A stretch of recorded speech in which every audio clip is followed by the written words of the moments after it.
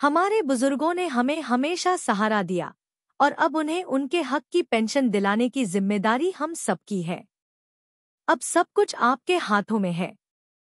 आपका एक लाइक और सब्सक्राइब इस मुहिम को सफल बना सकता है, ताकि हर बुजुर्ग को उनकी मेहनत का पूरा फल मिले। आपसे विनम्र अनुरोध है, हमारे चैनल को सब्सक्राइब करें, इस संदेश को फैलाएं और हमारे साथ इस पहल का हिस्सा बनें। 1 मिलियन लाइक्स तक पहुंचने में हमारी मदद करें, ताकि हम सभी बुजुर्गों की आवाज को मजबूती से उठाएं। आपका छोटा सा सहयोग उनके भविष्य में बड़ा बदलाव ला सकता है। आइए, उनके हक के लिए एकजुट हों और नई उम्मीद जगाएं। उच्च पेंशन पर आया नया अपडेट। ईपीएस 95 हायर पेंशन और एग्जेम्प्टेड ट्रस्ट पर ईपीएफओ आयुक्त का बड़ा बयान।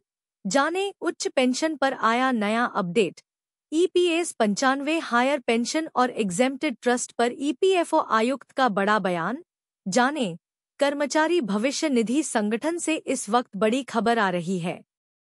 कर्मचारी पेंशन योजना 1995 हायर पेंशन को लेकर परेशान होने वाले पेंशन भोगी के लिए यह समाचार उम्मीद बढ़ाने वाला है। पैसा जमा कराने के बाद भी पेंशन न चालू होने पर कर्मचारी भविष्य निधि संगठन की ओर से आधारित बयान सामने आया है। उच्च पेंशन पर आया नया अपडेट। ईपीएस 95 हायर पेंशन और एग्जेम्प्टेड ट्रस्ट पर ईपीएफओ आयुक्त का बड़ा बयान। जानें, इसका दावा एनएसी ने किया है। एनएसी के सदस्य श्रम राज्य मंत्री शोभा करंदलाजे और कर्मचारी भविष्य निधि संगठन के अतिरिक्त केंद्रीय भविष्य निधि आयुक्त चंद्रमौली चक्रवर्ती से मिले। मुलाकात के दौरान हायर पेंशन और एग्जेम्प्टेड ट्रस्ट पर अच्छी खबर दी गई, जिससे पेंशन भोगी काफी उत्साहित हैं। उम्मीद जताई जा रही है कि अगर इनकी बातों में दम है तो निश्चित रूप से उच्च पेंशन का लाभ मिलना शुरू हो जाएगा। प्रतिनिधि मंडल की बैठक अतिरिक्त केंद्रीय भविष्य निधि आयुक्त चंद्रमौली चक्रवर्ती के साथ दिल्ली में हुई।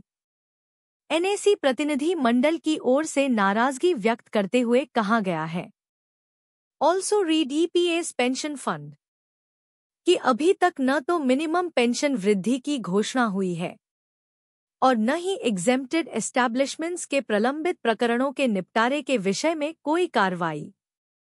नाराज पेंशन भोगियों के संगठन को जानकारी देते हुए अतिरिक्त केंद्रीय भविष्य निधि आयुक्त चंद्रमौली चक्रवर्ती ने बताया कि मंत्री जी के दिशा निर्देश के अनुसार हम फास्ट ट्रैक पर कार्य कर रहे हैं। पुरानी सब कमेटियों की रिपोर्ट्स के कंसोलिडेशन का कार्य पूरा हो चुका है। नई सब कमेटियों का गठन भी हो चुका है। सब कमेटी ऑन एचआर की मीटिंग हो चुकी है। एग्जीक्यूटिव कमेटी की मीटिंग भी 6 नवंबर 2024 को है। सीबीटी की मीटिंग भी जल्दी है। मिनिमम पेंशन वृद्धि की मांग पर मंत्री की देख-रेख में कार्य शुरू है। हायर पेंशन के एग्जेम्प्टेड एस्टैब्लिशमेंट्स के प्रलंबित प्रकरणों में जल्द ही सकारात्मक निर्णय लिया जाएगा। एम्प्लॉय पेंशन स्कीम इधर ईपीएस 95 न्यूनतम पेंशन बढ़ाने की भी मांग। केंद्रीय कमेटी के पदाधिकारी चंद्रमौली चक्रवर्ती अतिरिक्त केंद्रीय भविष्य निधि आयुक्त कर्मचारी भविष्य निधि संगठन नई दिल्ली हरभजन सिंह सिद्धू सीबीटी सदस्य तथा कर्मचारी प्रतिनिधि एचआर पर सब committee CBT R Karumalayan CBT सदस्य तथा कर्मचारी प्रतिनिधि एग्जीक्यूटिव कमेटी सीबीटी बीएमएस प्रतिनिधि विनोद यादव प्रभारी व सुनील सिंह यादवसा प्रभारी अनुराग ठाकुर सांसद मनोज तिवारी सांसद से मिलकर न्यूनतम पेंशन बढ़ाने की भी मांग कर चुके हैं। पेंशन फंड नजर सीबीटी की 6 नवंबर को बड़ी बैठक।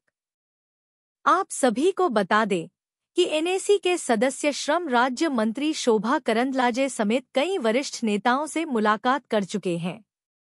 अब सबकी नजर सीबीटी की 6 नवंबर को होने वाली बैठक पर है, जहां कुछ सकारात्मक फैसला होने की उम्मीद है। उच्च पेंशन पर आया नया अपडेट। ईपीएस 95 हायर पेंशन और एग्जेम्प्टेड ट्रस्ट पर ईपीएफओ आयुक्त का बड़ा बयान।